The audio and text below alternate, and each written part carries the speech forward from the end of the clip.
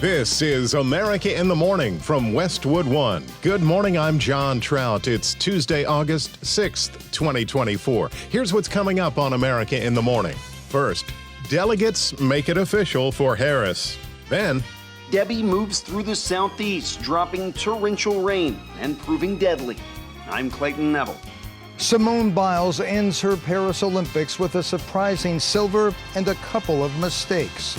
I'm Steve Futterman at the Summer Olympics in Paris. Former Trump attorney Jenna Ellis has agreed to cooperate in a 2020 Arizona fake electors case. I'm Ed Donahue. Venezuela's top prosecutor has announced a criminal investigation against the opposition's presidential candidate, I. Norman Hall. Pope Francis has accepted the resignation of Cardinal Sean O'Malley as Archbishop of Boston. I'm Donna Warder. all ahead on America in the Morning.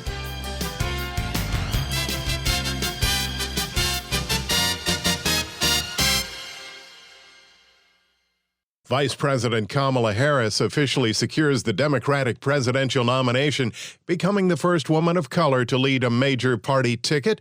More than 4 years after her first attempt at the presidency collapsed, Harris' coronation became official after a 5-day round of online balloting by Democratic National Convention delegates, with the party saying in a statement that 99% of delegates casting ballots had done so for Harris. The DNC plans to formally certify the vote before holding a celebratory roll call at the party's convention later this month in Chicago. Tropical Storm Debby continues to dump torrential rain on parts of the southeast a day after it made landfall as a Category 1 hurricane. Correspondent Clayton Neville has the latest. Debby made landfall Monday morning in the northern Big Bend region of Florida. It was a Category 1 hurricane with winds as high as 80 miles per hour, and it was eventually downgraded to a tropical storm. It's not the wind that's the concern with Debby, it's the rain. We saw impacts throughout the west coast of Florida, starting in southwest Florida and continuing up the coast. Florida Governor Ron DeSantis with a warning for Floridians. Don't drive on the roads, particularly when they're flooded. We have had some traffic mishaps over the last 12 hours. And when you have flood situations, that is the number one way where we will see fatalities is by people being out on the roads and hydroplaning. Fox News spoke with the residents after the storm blew through. It was a pretty rough, outer bend that hit us. Suddenly it just get dark and it start pouring rain, and suddenly I heard this huge boom. And I didn't notice it until later on, like a half an hour later, I came back and I noticed the tree was on top of my roof. At least 4 people in Florida died in the storm. That according to the governor, including a 12-year-old girl and a 13-year-old boy. This as the storm moves north and dumps more rain. Looking at widespread rainfall totals of 10 to 20 inches from North Florida all the way up through southeastern North Carolina.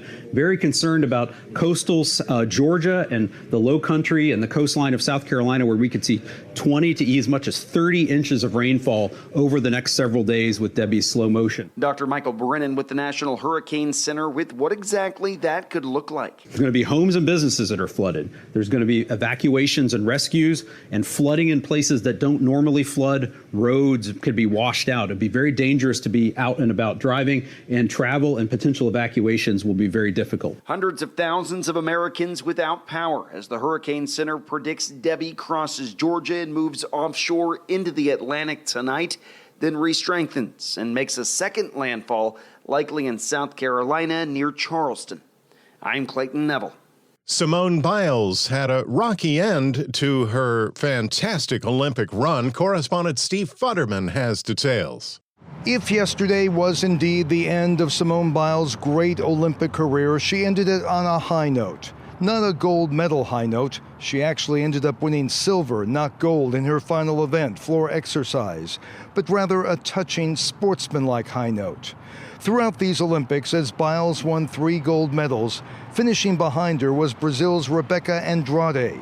And when Biles made a couple unfortunate mistakes yesterday, landing off the mat twice, Andrade was able to take advantage, take the top spot, and finally win her gold medal. During the medal ceremony, as Andrade took the top podium, Biles and bronze medal winner Jordan Childs of the U.S. both suddenly raised their arms and bowed in respect. It was something they said they both wanted to do. Jordan was like, should we bow to her? And I was like, absolutely. It was just the right thing to do. You know, not only has she given Simone her flowers, but a lot of us in the United States our flowers as well. So giving it back is what makes it so beautiful. That image is likely to be one of the lasting memorable moments from the Paris Olympics. In other events yesterday, the newly crowned world's fastest human, Noah Lyles, advanced to the semifinals in the men's 200-meter event. If he wins that on Thursday, he will become the first American man to win both the 100 and 200 in the same Olympics since the legendary Carl Lewis did it in 1984. I'm Steve Futterman at the Summer Olympics in Paris. The top stories of the day are sponsored by Sleep Number. Sleep better together. Save 40% on a Sleep Number limited edition smart bed. Only at a Sleep Number store or sleepnumber.com. When we return on America in the Morning, Middle East rocket attack, U.S. personnel injured. An update after these messages.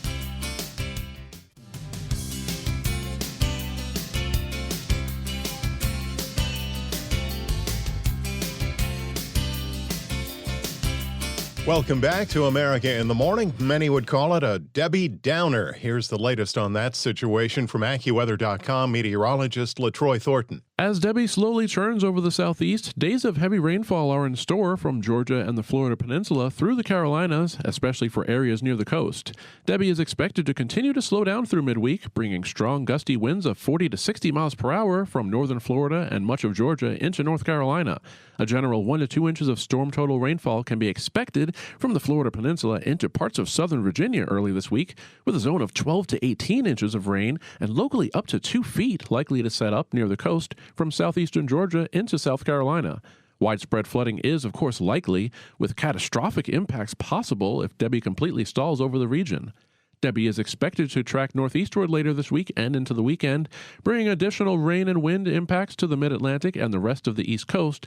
But until then, a cold front dipping southward across the Northeast brings a risk for severe thunderstorms later today, with storms later this afternoon and into the night capable of producing damaging wind gusts, perhaps approaching 65 miles per hour, along with downpours that can lead to flash flooding in spots from northeastern Indiana eastward to the New York metropolitan area and southward across much of Delaware and northern parts of both Virginia and West Virginia.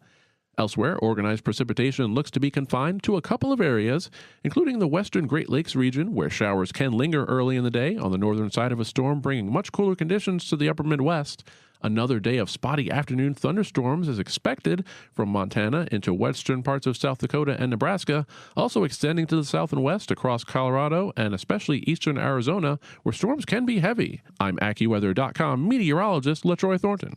Remember, you can follow us wherever you get your podcasts: Apple, Spotify, Amazon, and YouTube. Just search America in the Morning in your favorite listening app. I'm John Trout.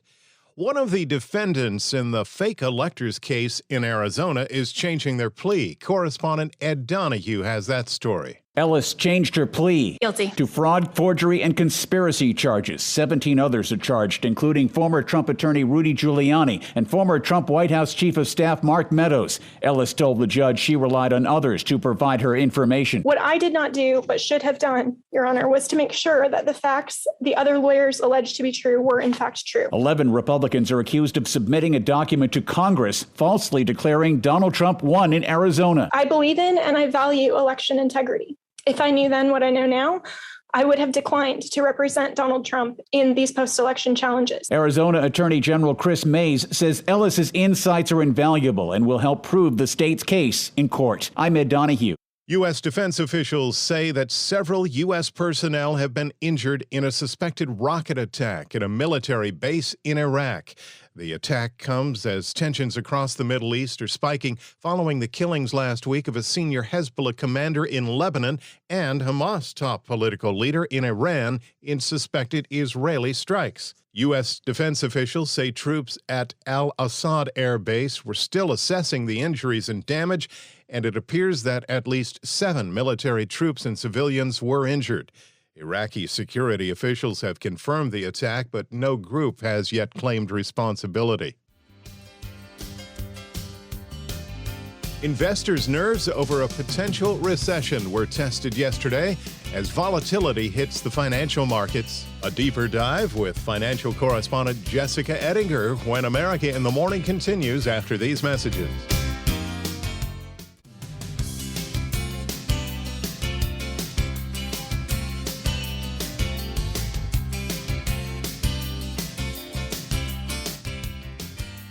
This is America in the Morning. The Business Report is brought to you by Fisher Investments. Fisher Investments takes a disciplined approach with investing, helping clients navigate volatile markets. Learn more at FisherInvestments.com. Free fall, stock meltdown.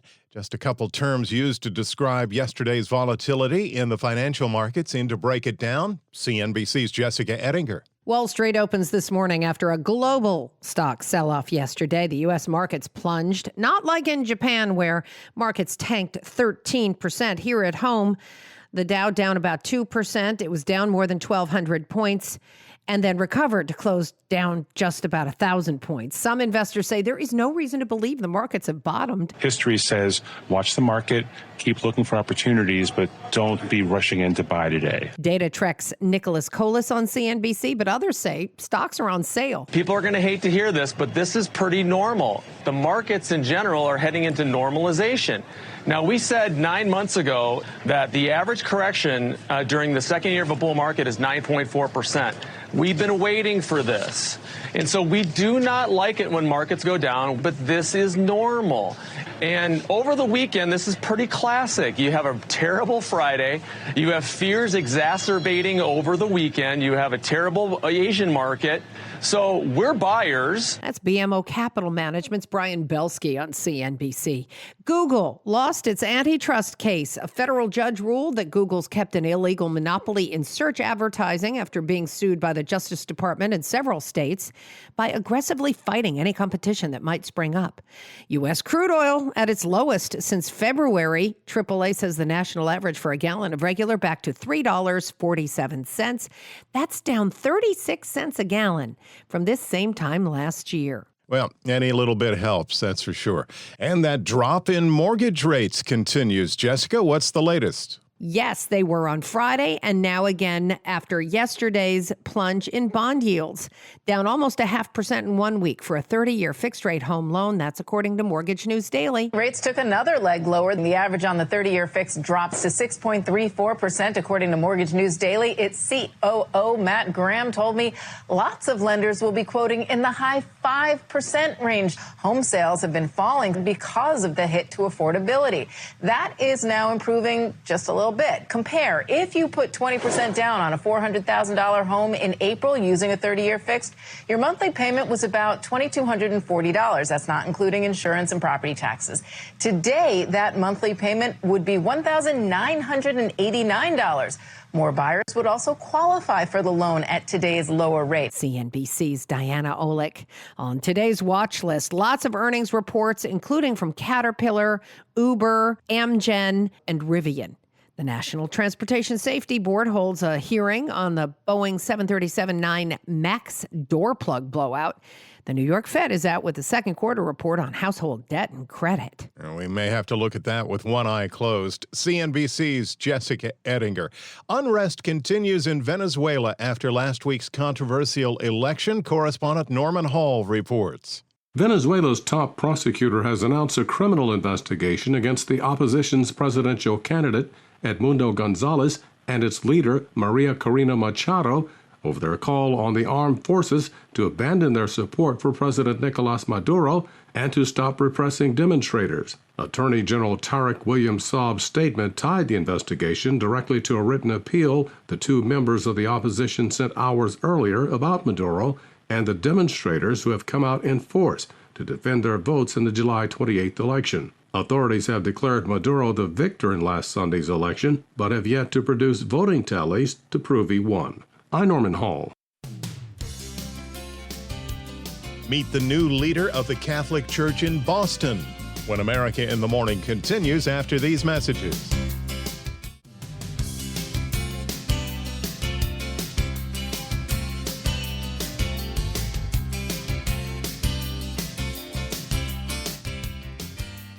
This is America in the Morning. Welcome back. Representatives of Major League Baseball and former players were on hand to unveil a rebuilt statue of Jackie Robinson in Kansas. Correspondent Mike Hempen reports. The original sculpture of Robinson, resting a bat on his shoulder, was cut off at its ankles in January, leaving only Robinson's cleats behind.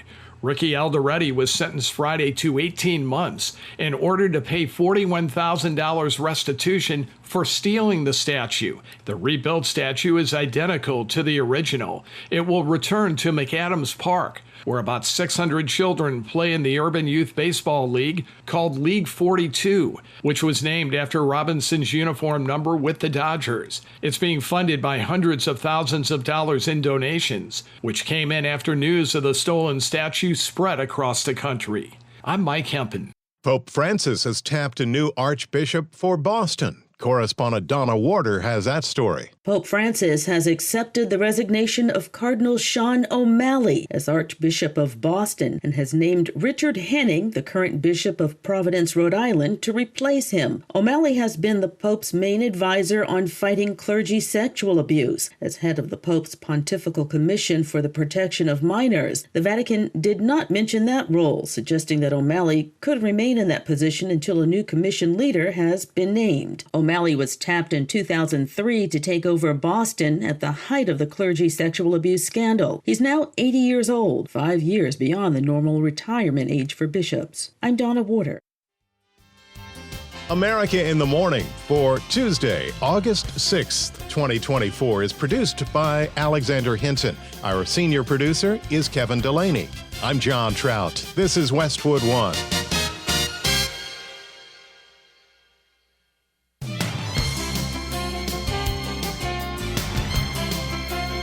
This is America in the Morning from Westwood One. I'm John Trout. Coming up this half hour. Vice President Kamala Harris expected to name her running mate as she officially becomes the Democrats' presumptive nominee. I'm John Stolnis in Washington. Debby came ashore as a hurricane Monday morning near Steinhatchee in northern Florida before reverting back to a tropical storm. I'm Julie Walker. She once faced felony charges, but now is helping the prosecution. I'm Katie Clark with details. The United States pushing diplomacy as tension grows in the Middle East. I'm Clayton Neville. America in the Morning returns after these messages.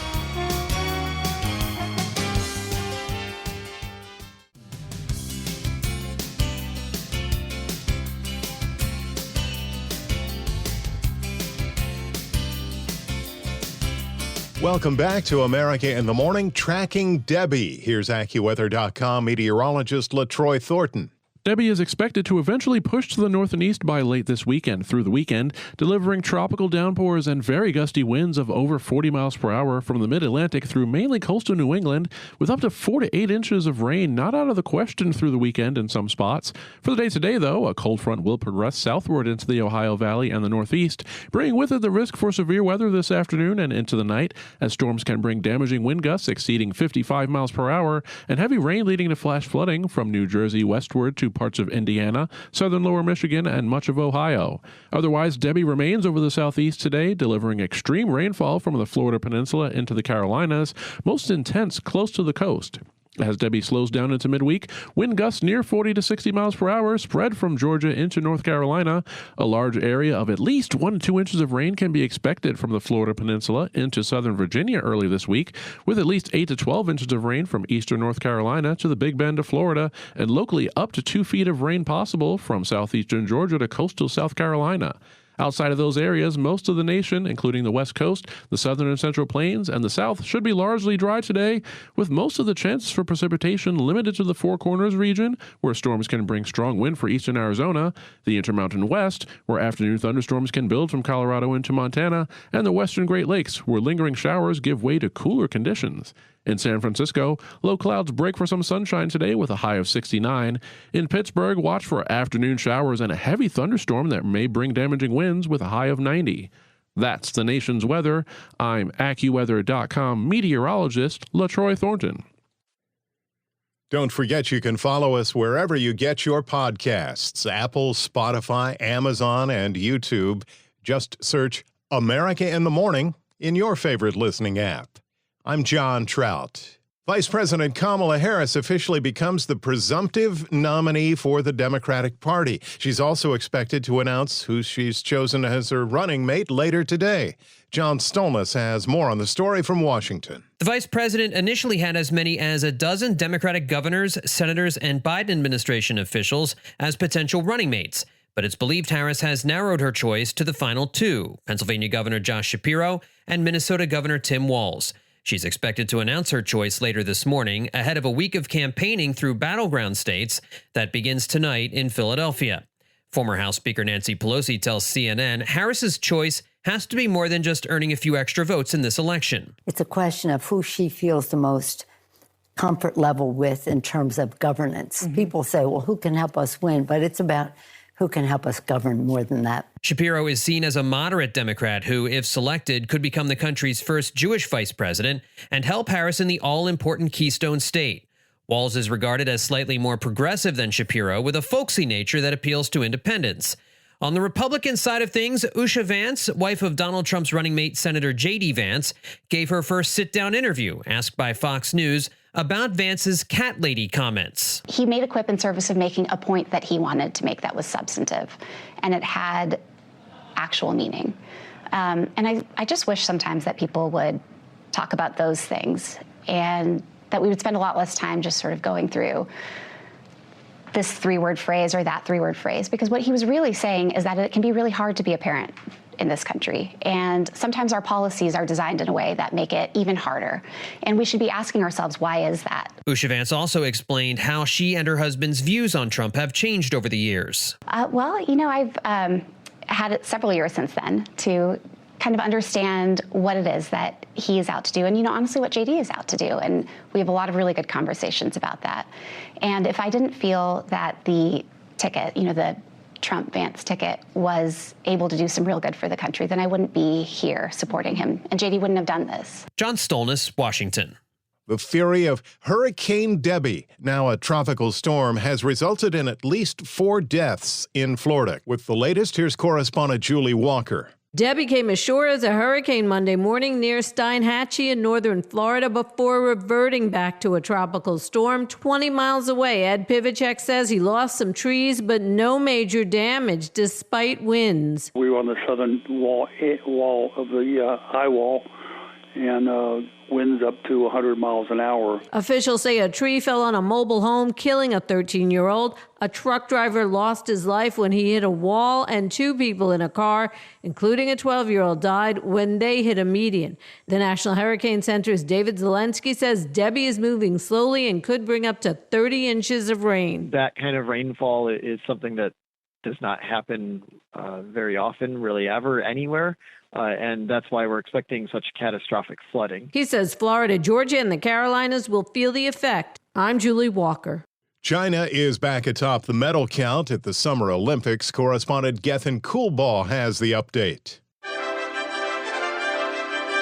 China has retaken the lead in the gold medal count at the Paris Games after winning 2 on Monday. The United States entered the day tied with China for the most golds, but the Americans won only 1 gold on day 10 at the Summer Olympics. However, Team USA increased its lead in the total medal count with 78 after winning 4 silvers and 2 bronze medals. Simone Biles wrapped up her 2024 Olympic experience with a surprising result. A couple years ago, I didn't think I'd be back here at an Olympic Games, so competing and then walking away with 4 medals, I'm not mad about it. I'm pretty proud of myself, and it's always so exciting to compete. American Jordan Childs took bronze in the floor event after a last-minute score change. Val Allman claimed the lone gold of the day for the U.S. in the women's discus throw, her 2nd straight gold in the event. I think in my journey, it's kind of just been finding the right people that believed in me at the right time, that saw far more potential than I saw in myself, and kind of letting the story unfold in a way that I only could have dreamed of. American Sam Kendricks took silver in the men's pole vault, clearing 5.95 meters. Tonight was lovely. It really was. And it was everything that I thought Olympics should be. Even Rio was a little bit different than what I thought an Olympics should be, but this proved itself. And this night on the track was special, and I'll take that for all time. Kendricks fell short of Sweden's Armand Mondo Duplantis and his world record of 6.25 meters. I knew that I pretty much had to hit it close to perfect. I mean, I at least needed to be in the right spot at takeoff to be able to use the pole and that, and jump the world record. I mean, you have to be pretty much perfect. The U.S. also won silver in the mixed team relay triathlon. Austin Smith and Vincent Hancock were the bronze medalists in the mixed team skeet event. Hancock says winning silver with his longtime teammate Smith made the experience even more memorable. I'm extremely proud just as a teammate, regardless of the fact that we've been shooting together for, 10 years now. It's just a lot of fun to be able to do this with her. She's one of the best competitors that I've ever seen come out of this sport. And we're sitting next to a lot of very, very good other competitors, too. And Haley Van Lith had 6 points to lead the defending champion U.S. team to bronze in women's 3-on-3 basketball with a 16-13 win over Canada. I'm Gethin Coolbaugh. When we return on America in the Morning, we've all known it, but now a federal court says this about Google. After these messages.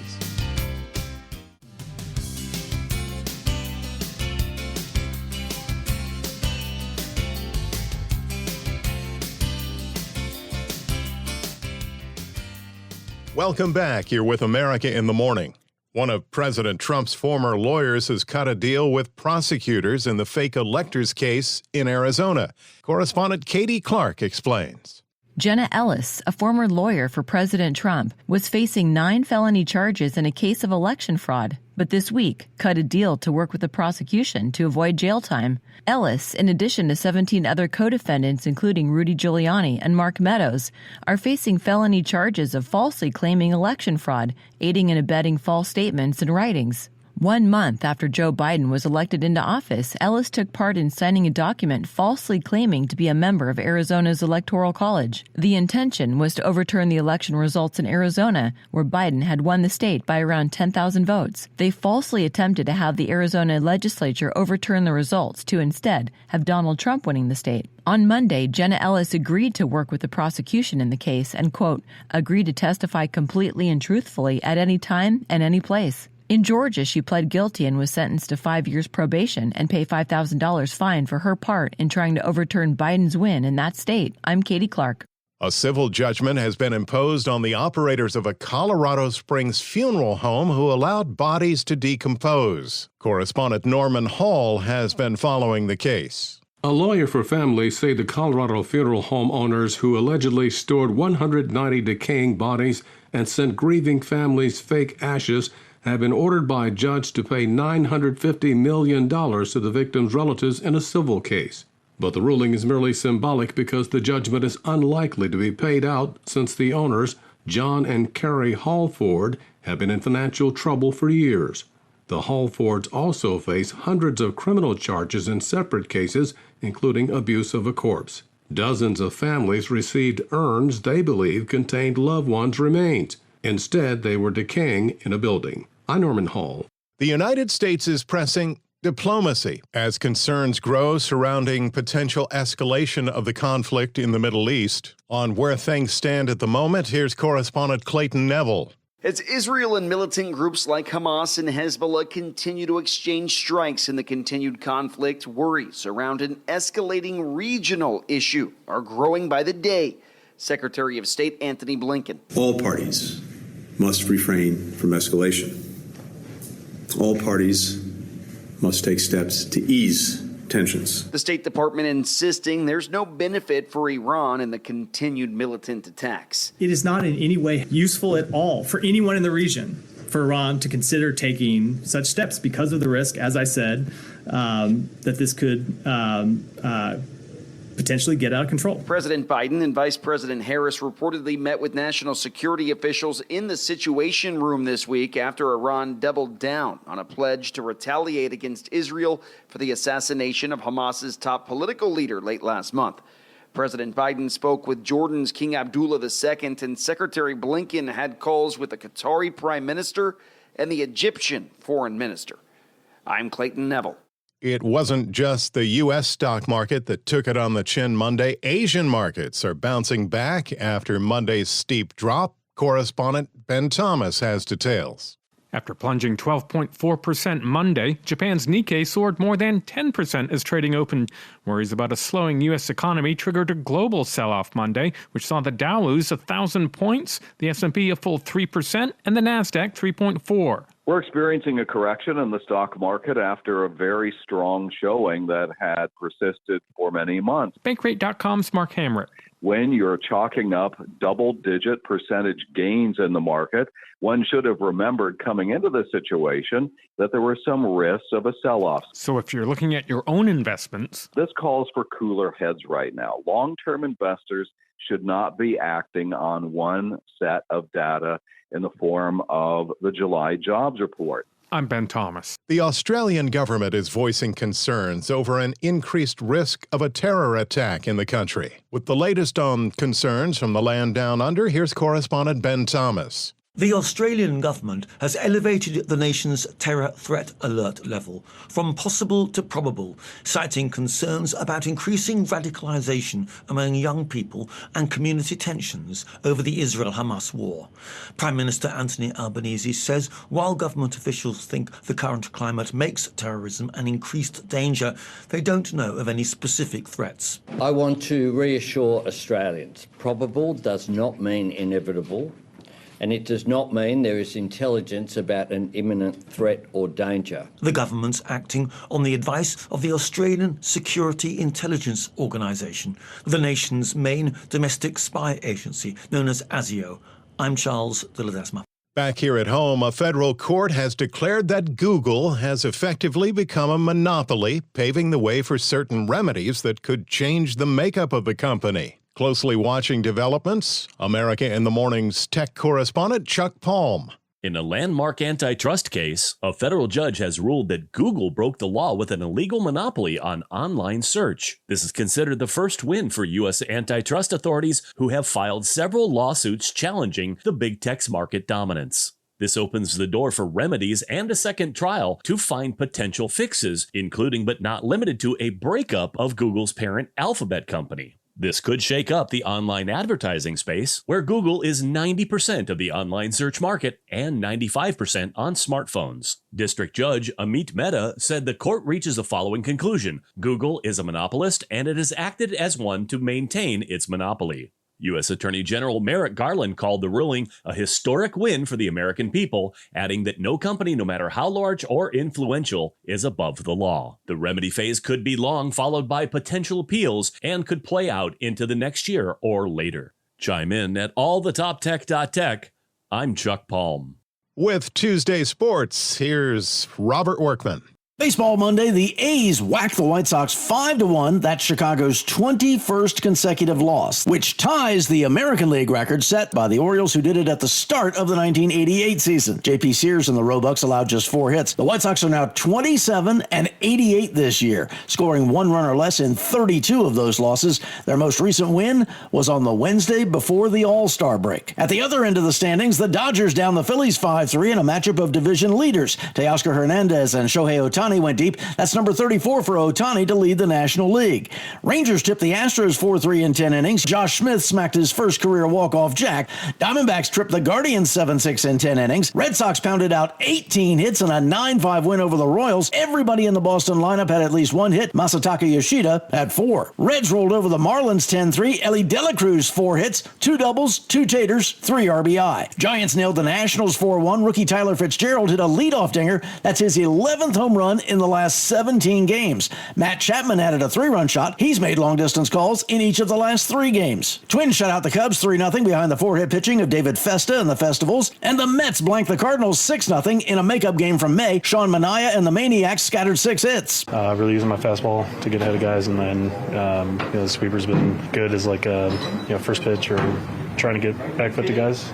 Yeah, I'd say those 2 things, and fishing guys off early. Tyrone Taylor cleared the bases with a double to break it open. The NFL preseason schedule gets going this week with 2 games on Thursday, the Panthers at the Patriots and the Lions at the Giants. The Chiefs signed Harrison Butker to an extension that makes him the highest paid kicker in the NFL. And the college football coaches preseason poll is out. Georgia is number 1, just months after their 2-year run as national champions came to an end. The Bulldogs got 46 of 55 first place votes, followed by second-ranked Ohio State with 7. Texas and defending champ Michigan nabbed the other 2 top nods, coming in 4th and 8th, respectively. That's Tuesday Sports.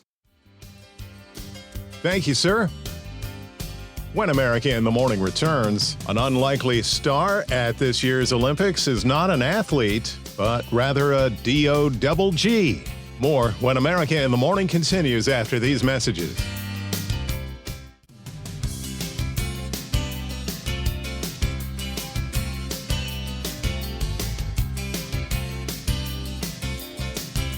We're back.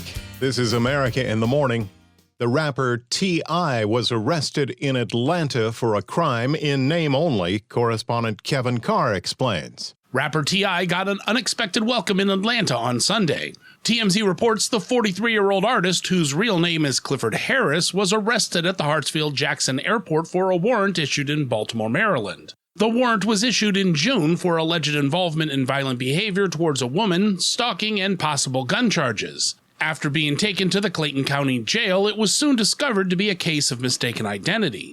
At his extradition hearing later in the day, it was discovered that the warrant was issued for a different Clifford Harris who weighed 205 pounds. T.I., who is known for his slender build, weighs only 165. The judge quickly dismissed the extradition order and the rap artist was released within 2 hours of his arrest. I'm Kevin Carr. Rapper, celebrity endorser, friend of Martha Stewart, sports enthusiast, and so much more, Snoop Dogg is certainly enjoying his time at the Olympics. Here's correspondent Margie Zaraletta with more on Snoop's enthusiasm for the games. Snoop Dogg says when NBC hired him, he thought he was supposed to wear a suit and tie and give serious commentary. Until NBC told him just be himself. Snoop has interviewed Team USA athletes and hung out with their families during competitions. Snoop acknowledges that nobody expected him to be good at this, except for him. Rappers aren't supposed to do this, and I tend to I do the unthinkable. Snoop admits he is not getting a lot of sleep. He says he's having too much fun, and Paris is not the town for sleeping. I'm Archie Zaraletta. America in the Morning for Tuesday, August 6th, 2024, is produced by Alexander Hinton. Senior producer Kevin Delaney. I'm John Trout. This is Westwood One.